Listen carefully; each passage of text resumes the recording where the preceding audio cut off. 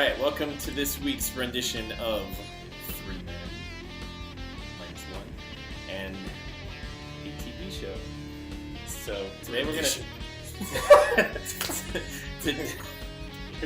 You like that word? Yeah, I mean, it's an okay word. So this week we're talking Roseanne, the reboot. Should I do the laugh? I can't do the laugh.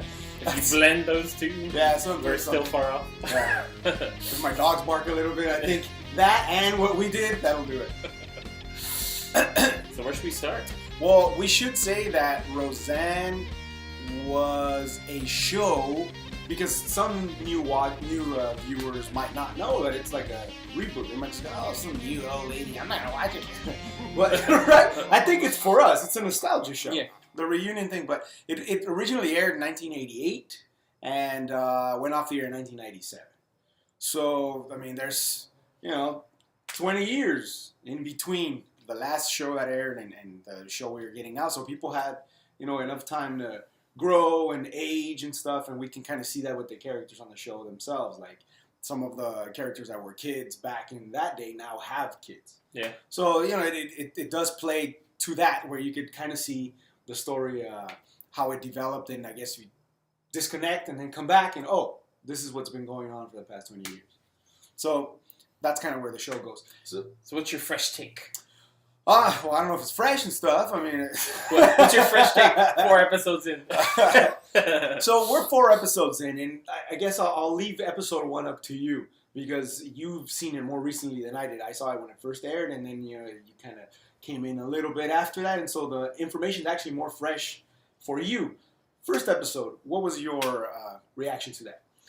I thought it was an interesting take on today's politics. Yeah. How, families are fighting and people are very vehemently disagreeing with each other. I think it takes a good take on sort of almost casting shade on both parties. Yeah. In a way, kind of highlighting the amusing qualities of both extremes. Yeah, yeah. And I think the show Roseanne, it was a pioneer back when it first aired because we didn't quite get to see a family like that with a lot of dysfunction and now it's the norm. Yeah, no, really. I mean, I think Roseanne broke a lot of barriers in the sense that, you had a family that, yes, there was a father in the picture and the whole deal, but the mom ran the show.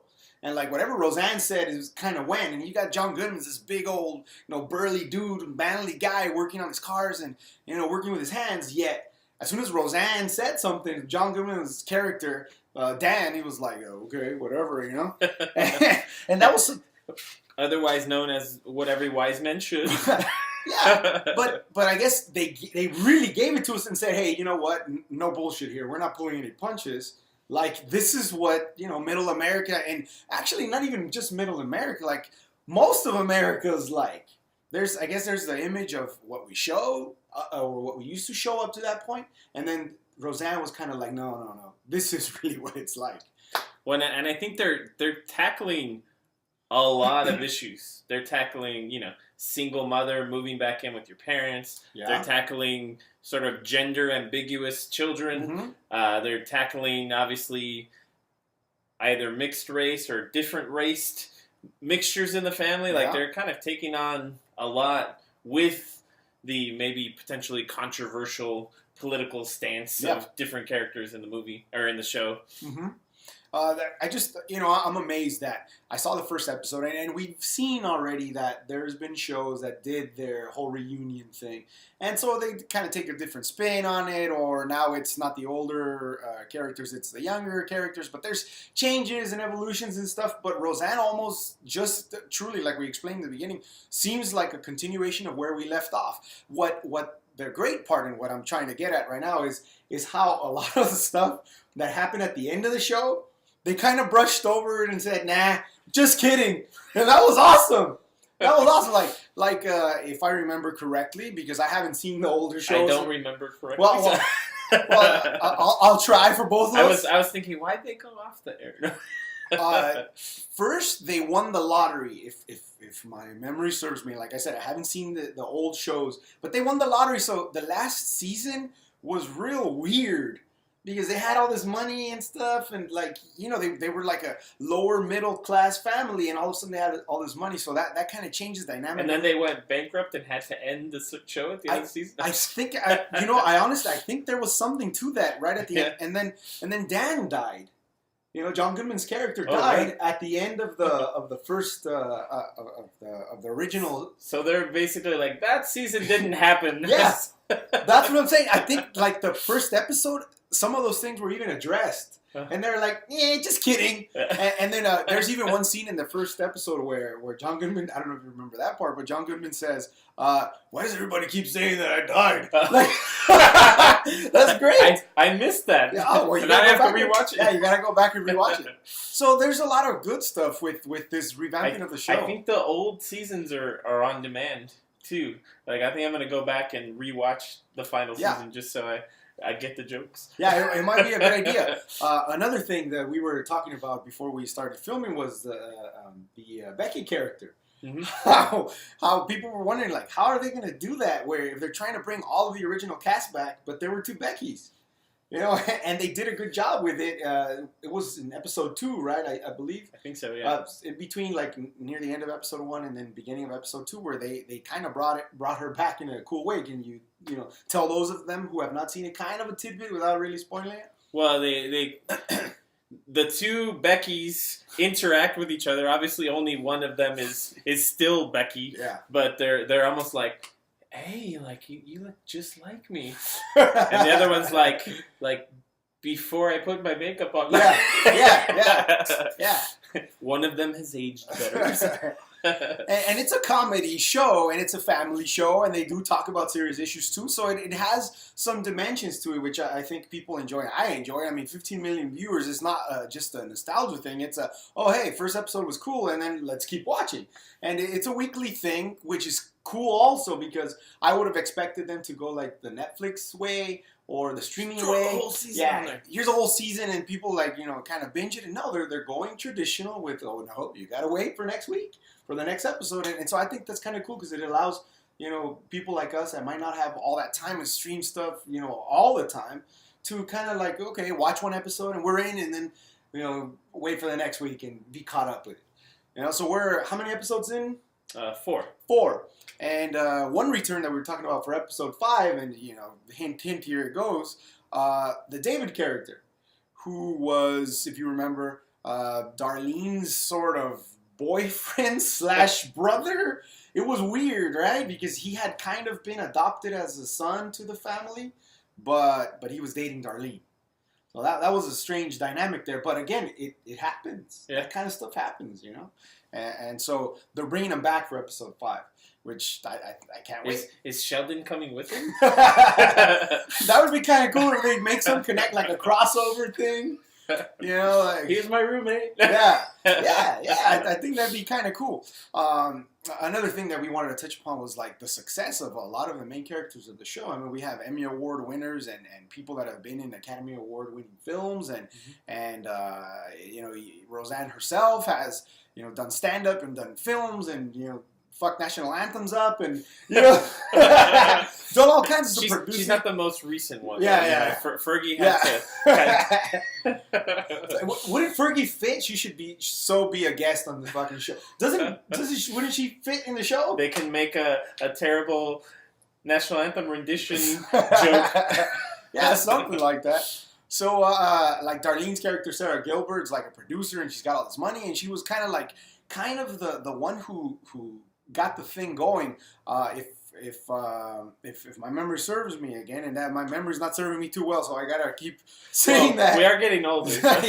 Yeah. I mean, we were part of the original Roseanne people, so 20 years later, and then Cobra Kai is coming back, and we're still good with that. That means we're kind of old. But John Goodman and Sarah Gilbert were kind of the ones who started the process because.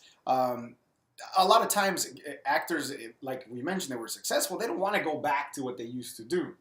But John Goodman was like, no, I love being on Roseanne, and my life has changed, and he had some issues with addictions and things like that throughout the years, and so he's kind of like, he's gone over that curve, that hill, and now he's in a better place and stuff. So he said that he kind of wanted to revisit his old family. I'm taking it out of context a little bit, but that's kind of what he said. Well, and it's kind of the wave of now where these movie stars are joining amazing showcasts. Yeah. William H. Macy on Shameless. Yeah. Just to name one that are just coming and just playing these epic characters and getting a regular paycheck. Yeah. It's good. A good thing. I agree. That's a great thing. So I think it's kind of the way things are going now, where movie stars are stepping into to play these great characters, and it's just making for better television. Yeah. As I think they're grasping for viewers in a way. They're having to make these changes. Yeah. The great thing about this show in particular, and that'll be the last thing I say, is to close off the episode on my end, and then you could have the final word, because I'm a nice person and I will allow for that. But what I like is that these issues, these topics that they're discussing, episode 1, the Trump issues, where it's broken up some families, some friendships, and how people agree, disagree, politics, whatever. And I know a lot of times some shows don't want to deal with politics. I mean, they might brush over, but this one really went for it. And then the second episode with Darlene's son, who was dressing up as a girl, and his gender identity was not necessarily clear. And so you have these old-fashioned people and real old school, kind of people, like looking at him within the family, looking at him like, oh no, that's not going to work. And so dealing with those kind of dynamics, and parenting, where, like you mentioned earlier, Darlene comes back and now's a single mother and has to move back with her parents and look for a job and stuff. And all of these issues that people kind of don't talk about openly, they're doing it for us on the show. Mm-hmm. And I love that. And I like the way, especially, with Darlene's son, that they're very much attacking it on a, we're not sure how to take this, but we love him type approach to it. Mm-hmm. Where they're giving it a really authentic look at it, a take on it. Because, a lot of times when you're put in that situation, that is your initial reaction, is like, well, I don't know how to take this. I don't know what to do. This is a curveball for me, but I'm gonna learn how to work through this, and I'm gonna love you through the process. And I like the approach that they've taken with that. Yeah, it's not preachy at all. It's like, hey, look, there's a situation. I mean, it is a situational comedy. That's what it is. And they're they're making jokes about it in a not too far way, which I appreciate, because it's you gotta. My personal belief, everything in life should be funny. So you should be able to joke about just about everything, as long as you're coming from a good place. And I feel like they're coming from a good place and taking it lightheartedly. I agree. And so are we. We're coming from an awesome place. My garage. Speak for yourself. And we're bringing you these episodes, and we hope you enjoy them as much as we enjoy shooting them and talking about these shows and these movies and stuff. So this has been another edition of 3 Men and a Movie.